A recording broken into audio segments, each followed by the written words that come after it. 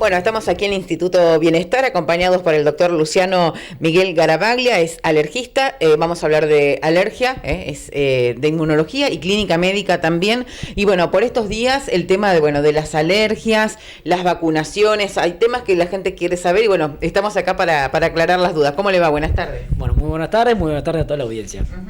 Bueno, comentar un poquito, por estos días se escucha decir que la rinitis alérgica es un síntoma más del COVID. ¿Esto es así? Sí, se ha escuchado mucho sobre la rinitis en relación a que sea un síntoma más del COVID, sumado obviamente a lo que es la pérdida de olfato, fiebre, dolor de garganta o odinofagia.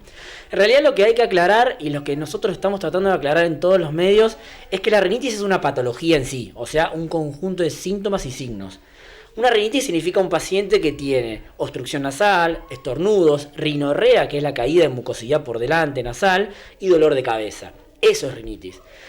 A fines prácticos, lo que uno tiene que saber es que los pacientes con rinitis alérgica son pacientes que vienen hace mucho tiempo, años, con rinitis. Por lo tanto, para ellos no vendría a ser un síntoma cardinal de COVID. Eso sí, una rinitis sumada a fiebre, dolor de garganta o pérdida de olfato entraría como una sospecha de COVID. Otra cosa para aquellos pacientes los cuales nunca tuvieron rinitis en su vida y un día se despiertan con mucosidad, con rinorrea y empieza con un poco de fiebre, eso sí sería como una sospecha de COVID. Por lo tanto, aquellos pacientes alérgicos, nuestros pacientes, los cuales vienen hace mucho tiempo con rinitis, no se asusten, ya que no es un síntoma cardinal, a menos que se adjunte con los síntomas cardinales de COVID que ya conocíamos. ¿Y cuál es el síntoma que causa, digamos, esa rinitis, digamos, la persona que padece ya esa patología? Bien, la rinitis alérgica hay que entender que ya las cifras en Argentina ya las están establecidas, que el 20% de la población argentina tiene rinitis alérgica, solamente que no todos consultan, sino que uno consulta por rinitis cuando ya se ve afectada la calidad de vida. Cuando ya el paciente no puede dormir bien porque ronca, se despierta por las mañanas estornudando y utiliza muchos pañuelos, no puedes hacer actividades de la vida diaria, ya sea trabajo o físicas, porque le molesta y disminuye su calidad. Uno por rinitis nunca no va a terminar internado, no va a concurrir una guardia, pero sí se ve afectada la calidad de vida con el tiempo. Los síntomas cardinales de rinitis son estornudos, esos estornudos que son salvas de estornudos que dejan muy mal al paciente, picazón en los ojos, lagrimeo y por sobre todas las cosas, caída de moco por delante que se llama rinorrea y obstrucción nasal. Esto estamos hablando de que sea continuo, o sea, varias veces en el día o todos los días. O sea que si persisten, lo mejor es venir, consultarlo y bueno, que usted le dé el tratamiento indicado, no dejarse estar. Claro, sería lo mejor para todos los pacientes y de los que nosotros o yo les explico a los pacientes. Mientras antes consulten, mejor. Una rinitis no tratada puede derivar a una patología que sí, ya todos mucho más conocen como es el asma. El 90% de los asmáticos tuvieron rinitis previo al asma. 9 de cada 10 asmáticos tuvieron rinitis previo al asma. Por lo tanto, es importante consultar cuando uno tiene rinitis para que esto no derive en una patología un poco más importante como lo es el asma. Bueno, con respecto al COVID, que también está relacionado y es el tema que nos convoca también por estos días, ¿hay secuelas o hay nuevas enfermedades que derivan, digamos, post-COVID? Hay secuelas, hay nuevas enfermedades que derivan de un paciente que ha tenido COVID. Principalmente el paciente con COVID es una patología que afecta a lo que es la vía aérea, ya sea la vía aérea superior como la vía aérea inferior y la más conocida y temida por todos, que es la neumonía por COVID. Cuando uno cursa una patología con COVID, como todo virus, genera un desequilibrio inflamatorio en el cuerpo que uno puede perdurar en el tiempo posterior al alta epidemiológica, o sea, posterior a esos 10 a 12 días que queda aislado y que ya no contagia, puede persistir con síntomas de decaimiento, con síntomas de dolor muscular, con síntomas de pérdida de olfato y obstrucción nasal. Por eso es importante también que consulte para valorar, para un chequeo clínico post-COVID y la valoración del paciente si no se agregó otra patología. ¿Y eso cuándo se recomienda hacerlo? O sea, la persona tuvo COVID y ¿cuándo se hace el chequeo? ¿Cuánto tiempo tiene que pasar? Por lo menos nosotros dejamos pasar una semana luego del alta epidemiológica. Esa semana es donde el paciente termina de manifestar los síntomas, los síntomas residuales, decimos nosotros, los síntomas que deja el COVID. Por lo tanto, una semana después de que uno tiene COVID, es bueno, si no tiene médico de cabecera, que tenga uno, y si tiene médico de cabecera, que lo consulte para un chequeo clínico posterior al COVID. Bueno, hay gente que ya se vacunó, están otros muy ansiosos esperando la vacuna y hay otros que piensan en no vacunarse. ¿Qué le decimos a los que quieren no vacunarse? Bien, los que quieren no vacunarse tendrían que tener una justificación como tal, ¿sí? Justificaciones médicas para no vacunarse son muy poquitas. Después hay otro tipo de justificaciones que cada ser humano tendrá, eso no hay ningún problema. Pero justificaciones médicas hay muy poquitas.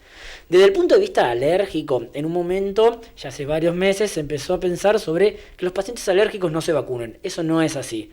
Sí que consulten si tienen dudas, pero solamente no se pueden vacunar aquellos pacientes que hicieron una reacción a alguna vacuna en sí, cualquiera sea, o que hicieron reacción a la primera dosis de cualquiera de las vacunas aplicadas para COVID.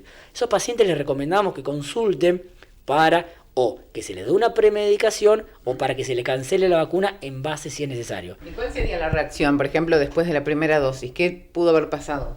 Después de la primera dosis, uno puede tener las reacciones propias del inmune de la vacuna. Las reacciones propias de la vacuna, a las cuales uno no tiene que tener miedo, son fiebre, dolor localizado en el brazo y decaimiento. Eso lo hace la propia vacuna porque está estimulando el sistema inmune para que éste genere anticuerpos contra el virus. Ya sí, las reacciones alérgicas son reacciones que se dan a nivel generalizado, que pueden ser urticarias, que son lesiones en todo el cuerpo, un poquito de falta de aire o algún broncoespasmo o sibilancia pulmonar. Pero esas reacciones se dan dentro de la primera hora de que uno se vacunó. O hasta es como en una febrícula también, ¿no? Exactamente, la febrícula es posterior a la vacuna, pero eso es un efecto adverso propio de la vacuna. Por lo tanto, tomando un paracetamol y estando subfebril, estamos como a mí. Yo me vacuné, la segunda dosis, hice febrículas durante un día y al segundo día estaba perfecto. Bueno, veíamos que en otros países ya llevan otros porcentajes de vacunación y bueno, la gente ya hasta dejó de usar el barbijo o el tapabocas, ¿no? Sí, ayer justamente tuvimos una conferencia interesante con gente de España y con gente de Estados Unidos. En ambos países, sobre todo ahora lo más interesante que es en Estados Unidos, desde hace un mes ya no utilizan más mascarillas en algunos de los estados, la mayoría de ellos, por ejemplo California, donde no utilizan más mascarillas y solamente tienen que utilizarlas cuando están en lugares cerrados por más de 2 horas. Pero ya en ambientes públicos no utilizan porque tienen la mayoría de su población ya vacunada, que es lo que tenemos nosotros que llegar. Bueno, acá va un poco lento también el tema de la vacunación. La vacunación va a un ritmo no deseado, se podría decir, un ritmo no deseado, ya que son pocas las vacunas que estamos teniendo, pero esas vacunas se las está dando bien. Por lo tanto, las que hay se están vacunando. Por eso uno dice, como médico, sugiere a todos los pacientes que se vacunen. Porque por cuestiones médicas no hay ninguna contraindicación para vacunarse. Y si no, que consulten a un especialista, ya sea su clínico, ya sea cualquier médico de cabecera que tengan, como para sacarse las dudas previa a la vacunación. ¿Y qué pasa cuando te das la primera dosis y después se demora hasta la colocación de la segunda? ¿Cuánto tiempo tiene que pasar? Bien, dependiendo de la vacuna, la mayoría de las vacunas hoy en día, y todas las que llegan en Argentina, son doble dosis, o sea, tiene una dosis de carga. Estas fueron creadas así para que uno estimule mucho más el sistema inmune y abarque más el coronavirus. Pueden pasar, lo ideal es que pasen 21 días, pero pueden pasar, ya se ha visto y ya se ha establecido, que hasta 38, 40 días o hasta 45 en algunas de las vacunas, sin ningún problema, hasta aplicarse la segunda dosis. Bueno, doctor Garavaglia viene habitualmente los jueves aquí a Bienestar. ¿Qué otras especialidades atiende? Yo hago especialidad clínica y alergia e inmunología. Son mis 2 especialidades y vengo cada 15 días acá al Instituto de Bienestar en Crespo. Acá lo estamos esperando. Bueno, ¿cuáles son las consultas por ahí más frecuentes o qué puede venir la gente a consultarle? Desde que empecé ya hace un poco menos de un año he visto personalmente muchas rinitis, muchos asma, muchas alergias a fármacos y urticarias, que son lesiones en la piel donde hay que estudiar por qué son esas urticarias.